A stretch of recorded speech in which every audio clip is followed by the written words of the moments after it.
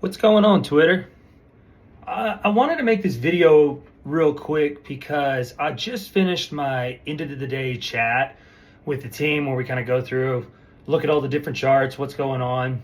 And I started talking about this at one point with them. And at the end of the day, I always want to help as many people as I possibly can. And so this for me was just one of those things I was like, I think I kind of want to share it with everybody. And it's talking about when is it a good time to buy, hold, or potentially sell out of a position. So give you my example. So I kind of decided that I think Hood is going to be the next stock that I want to add is a big position for me.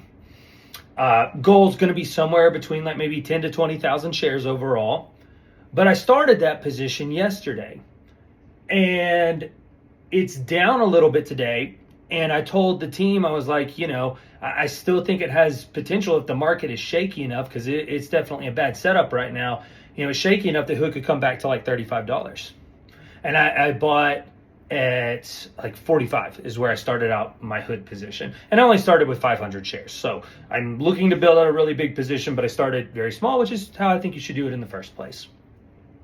And what I was telling them when I got on the topic of Hood was how you want to be in a position if you want to own a piece of that company is you almost kind of hope it drops at times.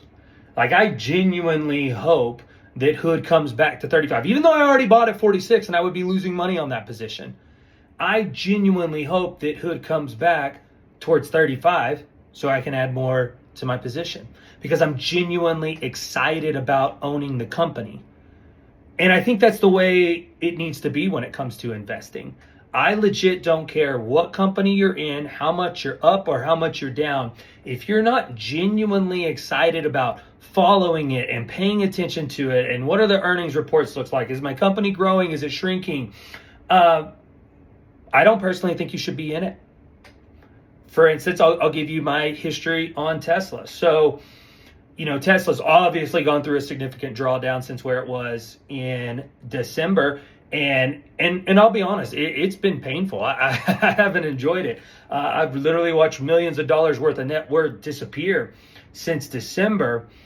And as painful as that is, I also look at it and I go, okay, I was excited about buying Tesla in the low 200s and high 100s last year.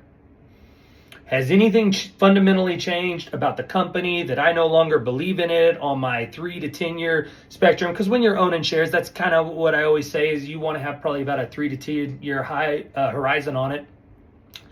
And so it was like, okay, has anything changed about the company that I don't believe in it, that I don't believe they're going to grow, that I don't believe that they're going to continue to innovate, release new products? And the answer is no. So I kind of joked in my Discord. I was like, I feel like I'm the Miami Heat gif where the dude's sitting on, I'm sorry, I don't know who it is, but the dude's sitting on the bench and he's just shaking his head. And then towards the end of the gif, he kind of just sort of smirks and okay. And that's kind of how I feel about Tesla, where I just go, you know what, I was genuinely excited about buying in the low 200s, high 100s last year. So if I think the company has only gotten better and they're only going to do more than even what I thought last year, why would I not be excited now? Obviously, once again, super painful. And I am, I told my team, I was like, the next time Tesla really wins, I'm probably going to handle it differently. It's a great learning experience for me and a painful one. But the reality is when I look back, most of my most painful and embarrassing moments at the time have really spurred me to do a lot better things in the future. So, like I said, so as painful as that Tesla drawdown has been, and I'm going to handle things differently in the future, it's like, okay, it's come back to a price where I'm excited about buying again. And that's a good thing. That's how you should be invested in that company. So you're not a prisoner, okay? You're not a prisoner to your bad decisions, and you're not a prisoner to your investments. Literally, nobody made you buy. Nobody's going to force you to sell. But opportunity cost is a very real thing. So if this little video, even if all it does is make you sit down and have a tough conversation with the man in the mirror or your significant other, because I did that with my wife. Like when I went through this Tesla drawdown, and it's been really painful. I've talked to her about it and just be like, and I've told her, I was like, I'm sorry, I should have managed this thing better. And being the amazing wife that she is, she's done nothing but like, I trust you, I believe in you, I support you, I know our financial situation, and if you're good with it, I'm good with it. And because that's how a team works. And so just, you're not a prisoner to your bad situation. Like if you thought you were just going to buy everything in the stock market and it only was going to go up from here, man, we all have illusions of grandeur at times, but that's only a lesson you're going to figure out. It ain't work like that the hard way. We're always going to have bad trades at times. And I always tell my team, I was like, no matter what, no matter how many bad trades I have, I'm not going to sit there and drastically change, who I am. I do think it's important to always look at your mistakes. So what can I learn from it? Like I just talked about with the Tesla trade.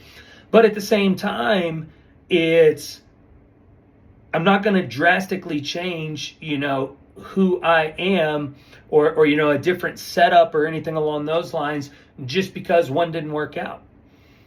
If it's a good setup that you find like you have more success than you have failures with it, you take it. That's the way it works. So when deciding like, should I hold this stock? Should I sell this stock? Should I move on with my life? The important question to ask, really, in my opinion, is, well, are you excited about it?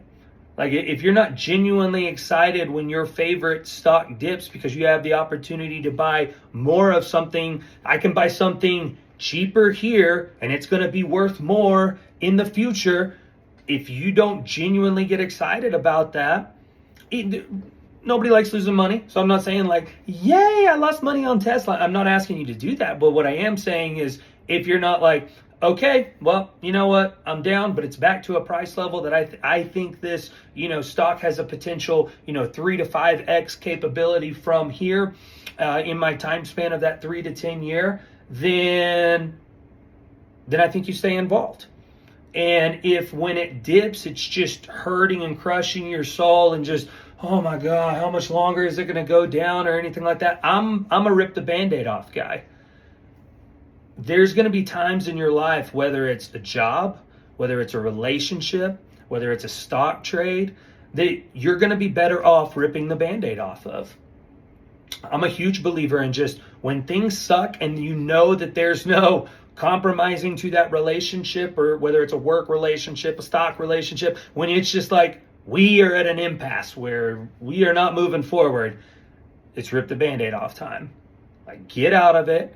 You will, while it'll hurt at that time, losing people hurts at that time. Anytime I ever had a student at the gym tell me, hey coach, I think I'm going to quit. Anytime somebody from my Discord reaches out to me like, hey, I'm busy, it's time for me to move on. Like it hurts. It hurts when you're fired. It hurts when a trade doesn't go your way.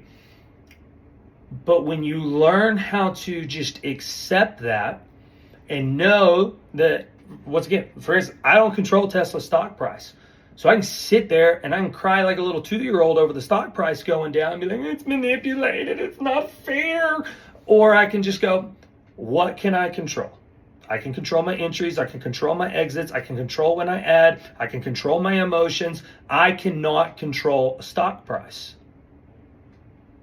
So at the end of the day, that should I buy, should I sell, should I add, all comes down to, can you have an honest conversation with yourself about the company, about the leadership of the company, about the future of the company? And if it checks all your boxes, well, then who gives a flying, what I say about it or anybody else says about it? You make decisions that you can put your head on the pillow at night and you can go to sleep going, I made the best decision that I possibly could. I do think it's awesome and it's important to have people that can play that devil's advocate to you and go, well, have you thought about this or have you looked at that? But like I said, Hood for me is genuinely the first company in a long time, other than Tesla, that I just go, you know what? I enjoy it. I like their credit card. I like their ecosystem. I like their user interface. I like the innovation that they're doing. Do I think that Hood has a potential to 3 to 5x from where it's at in the next 3 to 10 years? Yes. So for me, it checks a lot of my boxes. Therefore, it's enough to at least start a position for me. So I hope this video was helpful to you. It looks like I've been going on for about 10 minutes now. Most of you probably won't even make it this far, but if you do, I hope it helps. At the end of the day, just be willing to have the tough conversations, be willing to rip the Band-Aid off. You are not a prisoner of your bad decisions unless you choose to be. You can accept them and you can move on from them, but you're not a prisoner of it unless you choose to be. Much love. I'll see you guys next time.